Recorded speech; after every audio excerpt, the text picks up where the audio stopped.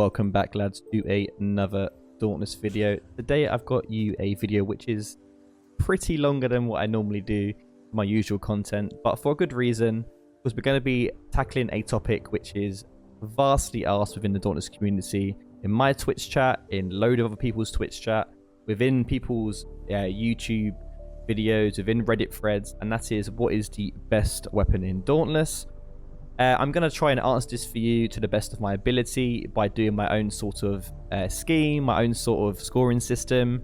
The way this is going to work is I'm going to go over these particular topics now on screen. Each of the weapons will be graded via these particular topics out of 5.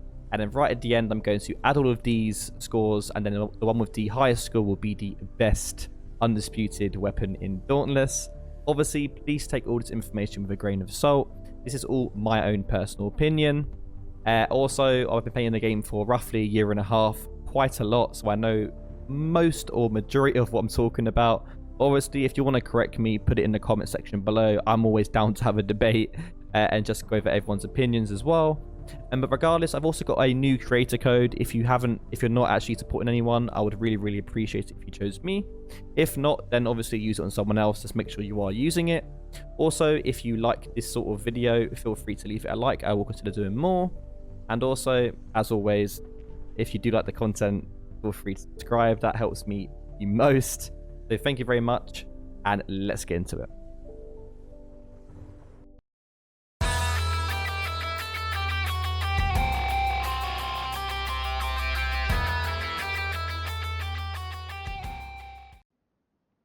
Looking over the technicality of the sword, it has light attacks, heavy attack, leading to your Valor, and which also recycles into your special meter of choice. This is quite an easy concept to learn until you go on to combos. The first two are really simple, your box standard combos, which you'll probably be using 90% of the time. When you start using the Crescent Strike and Resound and Echo combos, it does get a bit confusing, especially when you add the Blade Rush in the mix to home in your enemies. Really nice, by the way. And the viable boop option with one click called the Blade Surge. Regardless, because these two combos are quite annoying to learn right off first, I can't give it the highest score possible because new players might struggle with this weapon, but at the same time, you can just spam these and also get a nice easy boop. So I'm going to give this a nice rounded score of 4. It's not perfect, but it's also not bad. Look over the DPS for the sword. It definitely is not the best by any means, but since the reforge of the sword, it really hasn't shined since it did before. The combos changed, the attacks changed, but then in came the Ardent Cyclone, or aka the spin to win meta for sword, and to be honest, these builds aren't bad in regards to DPS. They're consistent damage, not too bad at all in hunting grounds. They do really shine in escalation with certain amps. I'm going to give it a nice rounded score of 3 for its DPS. In regards to interrupting, the sword is not bad at all. Even without a Valor, you can still do viable interrupts whenever you'd like. Also, if you have Ardent Cyclone, you can boop like this. But the best way to boop, in my opinion, is by holding down the right click, allowing you to do that boop. And it's the most common, and to be honest, probably one of the most safest boops in the game currently. I'm going to award the sword a nice score of 4 for boops, just because of that right click from the Valor. Plus, you can also viably boop whenever you want, even without Valor. Yes, it's a bit more skilled, but regardless, I'm still going to score it a 4. The sword does support the team in quite a number of ways, but the best thing it does is by putting it into a shock proc state when you're running shock swords, terror states when you're running terror swords, but also you can get these shock procs more than once, same as the terror. But also, I think the part breaks come fairly consistently quick with the sword as well. So I'm actually going to give it a support score of 4 just because they do these two things very well. Looking over the technical side of the attack, your vertical attack, which acts for heavy, your horizontal attack, which acts for light.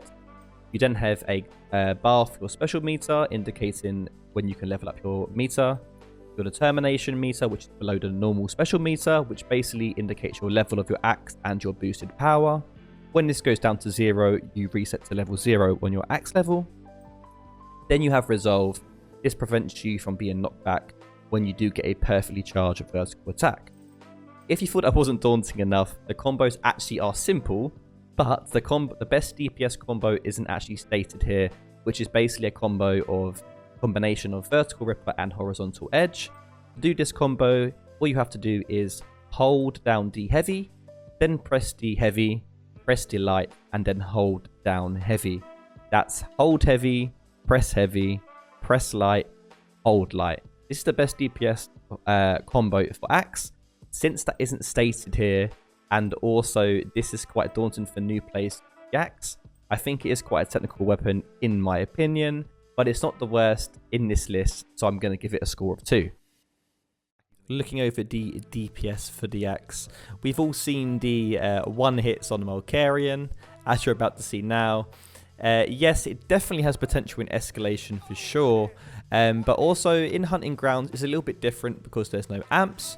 The DPS is still considerably good if you know how to play axe well, especially when you're at full determination meter with overcharged cylinder and Grim Onslaught. So I'm going to give it a nice round, really good score of 4, but I can't give it a 5 just because it takes a while to power up the meter.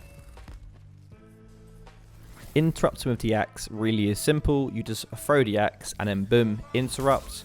Also, you can boop by jumping in the sky or just landing either the heavy attack stationary or a jump light attack. This will also boop the behemoth. This does take practice depending on the behemoth, and it does take a bit of skill. I can't give it a 5 for this for booping, only because you don't have your throw 100% of the time. Plus, the other boops, as I already mentioned, are really difficult to get if you're not used to using the axe. So I'm going to have to give it another score of 4. How well does the axe actually help a team achieving killing a behemoth? Oh, well, in escalation, it does a real good job at gathering shield. Obviously, if you're running a Skarn axe, but I don't think that's its best benefit. I think its best contribution to the team is breaking behemoth's parts really quickly, putting into a stagger lock, interrupting when possible, and all these points are leading to extended periods of overpowered time. I think that's its best trait. It's not the best support out of all the others, but I do think it does its job. So I'm going to give it a nice rounded score of 3.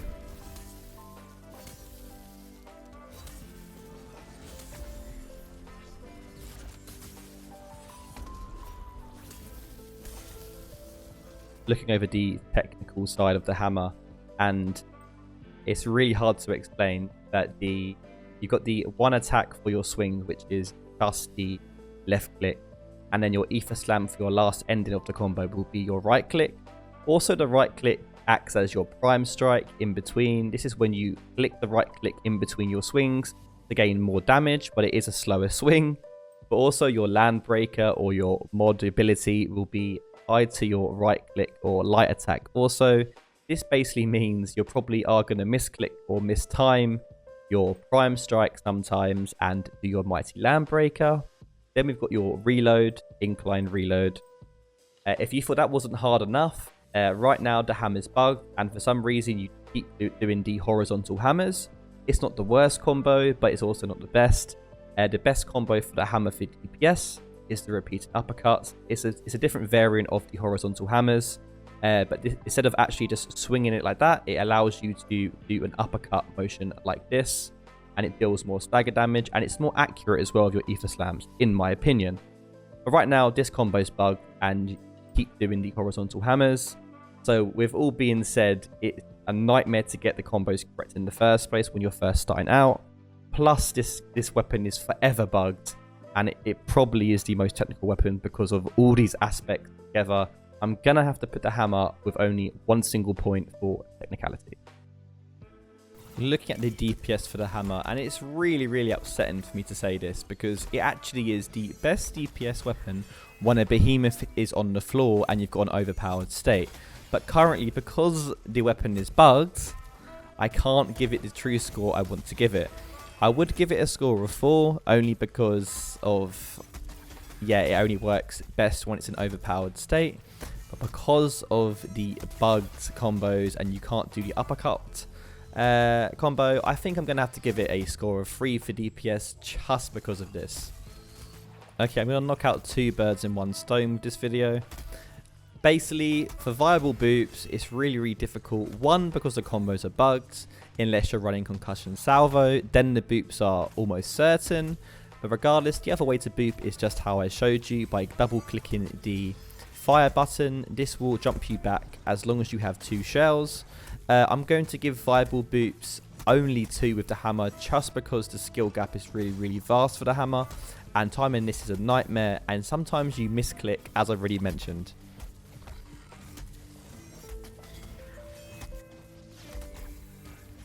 How supportful is the hammer? As you can see in just a moment, I'm going to drop a buff on the floor. This is a mighty land breaker, allowing you and your team to pick it up, allowing them to gain extra attack. The Iron Heart gives you extra defense, I believe. And to be honest, these buffs aren't too bad, actually. When your ammo is charged, it will do more effectiveness. And also, the longer you hold down the buff when you're charging it, the longer it goes for. Yeah, it's actually not too bad as a support weapon. So I'm actually going to give it a solid score of 4.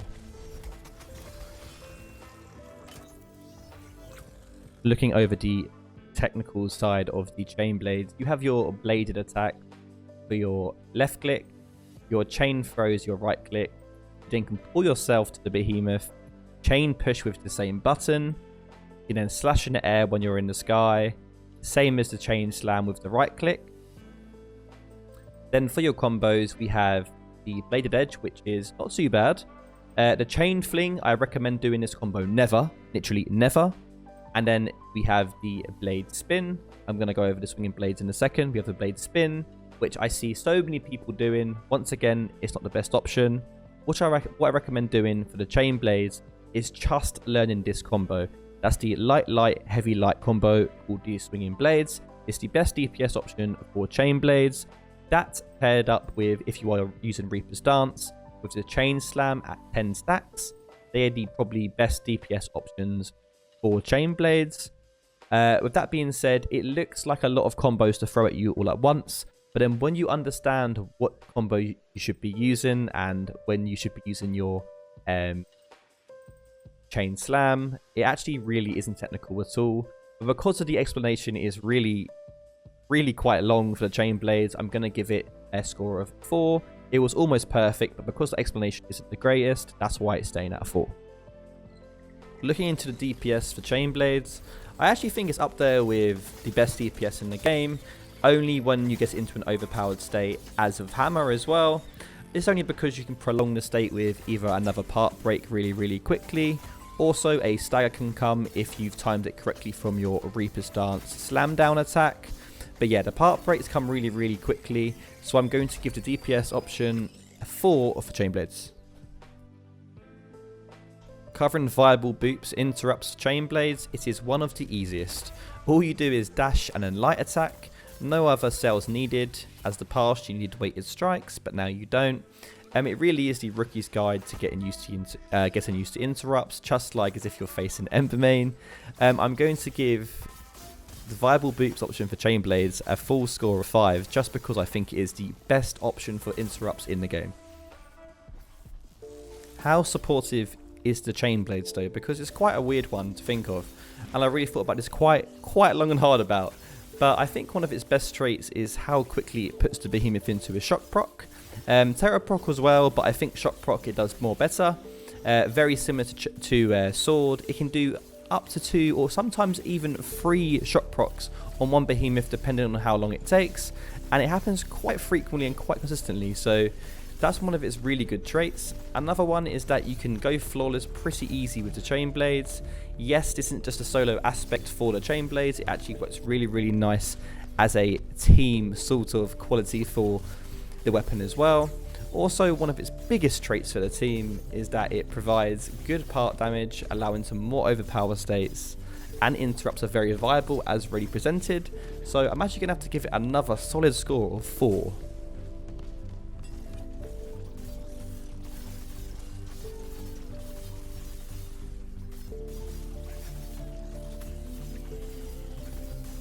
looking over the technical side of the Pike, you have the piercing attacks with your left click, your harvesting attacks with your right click, which is your heavy.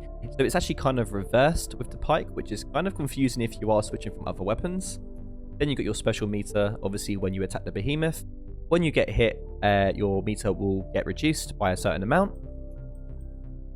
And then you have your conversion button, which allows you to do your ability depending on what you've chosen. The combos are quite simple actually. There's the piercing flurry, which is heavy, heavy, heavy, hold down heavy, and it does this, and it's the best for regeneration of your meter, and also it's the best for wounding. Well, actually the best combo for wounding. Then there's the Ether Heartstart. It's basically your heavy combination. You just do heavy, heavy, heavy. It does loads of windmills. It's good for booping, but also it's really, really good after you've wounded a behemoth to spam this on the wounded part to break it a lot quicker. Then there's the Pike charge when you're sprinting. Obviously, it's quite self-explanatory.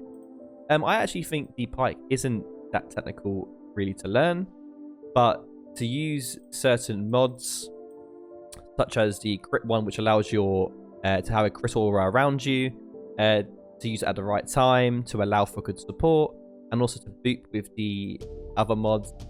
That's the only technical side about it. I think the explanation is really, really good. I'm gonna give it a 4 as well, because there is still a bit of a steep curve when you're trying to boop with some of these attacks. Okay, yes, I'm in one of the lower regions for the Pike, but I just reforged it, so allow me. But looking at the DPS for the Pike, it's not your conventional way you deal damage. You kind of have to rely on savagery, but firstly, you have to proc it via a wound. Yes, it's really good in a team if your whole team's running savagery and if you're running trials, I get that. But for just normal DPS purpose, it's not the best, and you kind of have to rely on your team or even catalysts or potions. So I'm going to have to give it just a all-around DPS score of a 3. Okay, so I found some footage of me interrupting behemoths with the Pike on my stream. Yeah, you can interrupt via reckless leaping, via the heavy combo, via the rolling heavy combo, via the concussive payload. There's quite a few ways to interrupt with the Pike, and I actually really, really enjoy interrupting with the Pike. It's probably my favourite way to interrupt a behemoth. But that being said, there is a bit of a learning curve to understand how all of these mechanisms work. But when you do get used to the timing, I actually think it's very, very viable, because you can always just boop off the rip. So I'm actually going to give it a solid score of 4. How supportive is the Pike? As long as you're using the critical aura mod special, yes, it's probably one of the best ways to support your team in regards to DPS. Hence why it's so widely used for trials groups and getting those top times. It doesn't really help you with health benefits or anything like that, just gaining your team with extra crit chance. Also, if you are running savagery as a team, you can really do some serious damage with savagery, as I've already mentioned. I actually think it's probably one of the best ways to actually support your team, as long as your team is running savagery. Just because not many people do run savagery, like this normal hunting grounds, I'm going to have to bump it down from a 5 down to a 4. Otherwise, I would have given it a solid 5. Looking over the technical side of the repeaters, you have your shoot button, which is your left click, your reload, empowered reloads when you're near the behemoth. Make sure you are close to him or you won't get an empowered reload. Your ability, your grip ability, and then the combos look a bit like this. It's quite self-explanatory. You have obviously the marksman chamber, which is the one I've chosen right now, which is your ability button, just one click. Then obviously the empowered version, which is the same thing, but obviously when it's empowered, some of the stats change. Your captain's grip is a different button as well. And then the same thing, that's another grip. Same grip, but obviously empowered. It's really, really self-explanatory. It's kind of like, obviously, you're just shooting a behemoth down. It's really self-explanatory to use. The only learning curve, in my opinion, is the empowered reload, making sure you're really close to the behemoth and not being too far. This really does test your dodging skills, so that's the only technical aspect I can really put into it. But the thing is, I think repeaters kind of have to be played flawless, so I'm going to have to notch the technical side down to 3. It would have been 4, but because I think, yeah, you need to run flawless pretty much to get the best out of it, that's why I'm going to put it at 3. Looking into the DPS for repeaters, I actually thought this was going to be a lot worse than what I thought it was, because I haven't played with the repeaters since Dauntless Reforged actually happened. Also, bearing in mind my Reforged are at level 5 right now, they're actually pleasantly not bad for damage as long as you keep your Predator up and you have like a Half-Life flawless build. I do think it's actually really, really good for DPS and for part breaks as well. So I'm actually going to give the repeaters a DPS score of 4.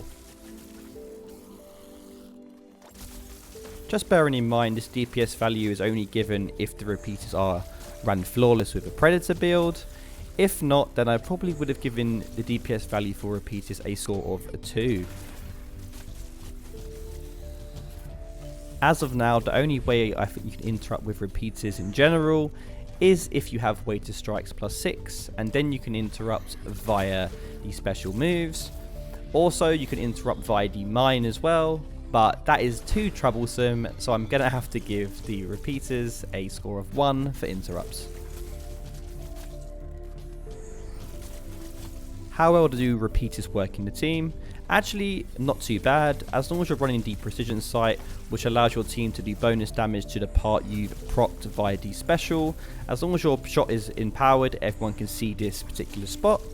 This is the only real special which is good for support, but also the captain's grip can be picked up by anyone to give them an increased attack speed, and also the shock proc comes fairly quickly with repeaters as well, so I'm going to give it a nice average score of 3 for support.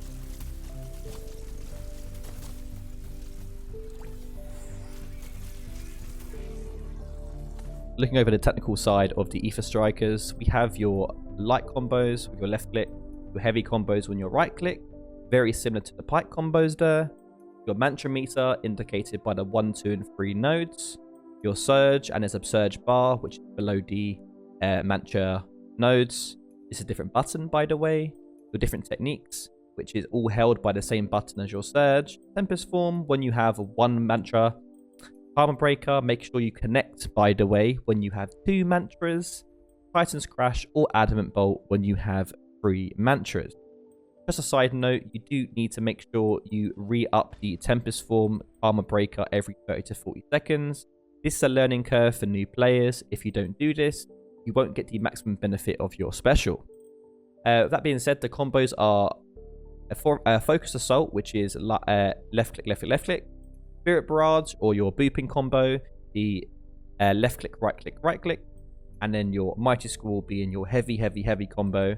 You must learn all 3 of these because all 3 of these represent a different node on the mantra node system. Obviously, the first one being the first combo, the second node being the Spirit Barrage, and then obviously the third one being the Mighty Squall. You will get used to these combos. It takes a while. When you first start playing, it kind of gets confusing to get your head around, but they're not too difficult when you do start playing with them frequently. But that being said, it is quite a steep learning curve when you first start using them. So I can't give it a really, really good score, but I also won't give it a bad, so I'm going to give it a score of 3. Before I even go on to any of the clips for the Ether Strikers, it's pretty obvious in regards to trials, which is the most frequently used weapon to get the best time possible, and that is obviously Strikers. 99% of the board is Ether Strikers, with the remaining being either a hammer, Chainblades, and normally the occasional Pike or repeaters. This with the additional damage, as you're going to see right now, it really can stun, stagger lock, part break. It can do everything in terms of DPS. It actually probably has to be my top pick for DPS, and rightly so. I'm going to give it a full scoring of 5.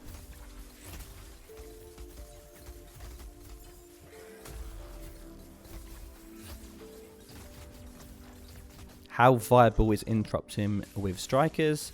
Actually very viable as long as you're used to the timing. The Spirit Barrage combo of a light, heavy, heavy will allow you to interrupt a behemoth whenever. No power needed, no anything needed. It's always there. It's all about timing and practice. So I'm actually going to give viable interrupts a 4 for Strikers.